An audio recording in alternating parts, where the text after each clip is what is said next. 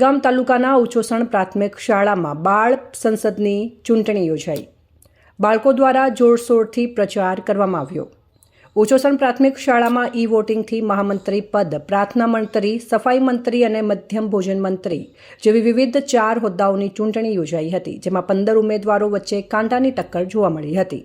સરહદી સુઈગામ તાલુકાના ઉચોસણ પ્રાથમિક શાળામાં બાળ સંસદની ચૂંટણીનું આયોજન કરવામાં આવ્યું હતું.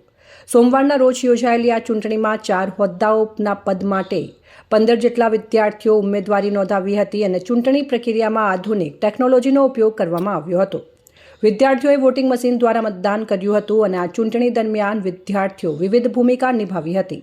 બાળ સંસદની ચૂંટણી ઈવીએમ એપ દ્વારા ડિજિટલ રીતે કરવામાં આવી હતી. વિશ્વની સૌથી મોટી લોકશાહી ધરાવતી દેશમાં ભવિષ્યના નાગરિક અને દેશનેતા બનાવવાની તાલીમ ડિજિટલ માધ્યમથી મત આપવાનો અભિનવ પ્રયોગ કરીને ચૂંટણી પ્રક્રિયાનું જ્ઞાન આપવા લોકશાહી ઢબે શાળા સંસદની ચૂંટણીનું આયોજન આચાર્ય શિવરામભાઈ પટેલના માર્ગદર્શન મુજબ શાળા શિક્ષકોમાં ચૂંટણીનું આયોજન કર્યું હતું અને કેટલાક વિદ્યાર્થીઓએ presiding officer, assistant presiding officer જવાબદારી સંભાળી હતી અને અન્ય વિદ્યાર્થીઓએ બૂથ લેવલ ઓફિસર અને પોલીસની ભૂમિકા અદા કરી હતી. શાળાના શિક્ષકોએ વિદ્યાર્થીઓને ચૂંટણીની સમગ્ર પ્રક્રિયા વિશે વિસ્તૃત માહિતી આપી હતી. રિપોર્ટર લતીફ ખાન મલ્લિક, સંબંધ ભારત ન્યૂઝ, સુઈગામ.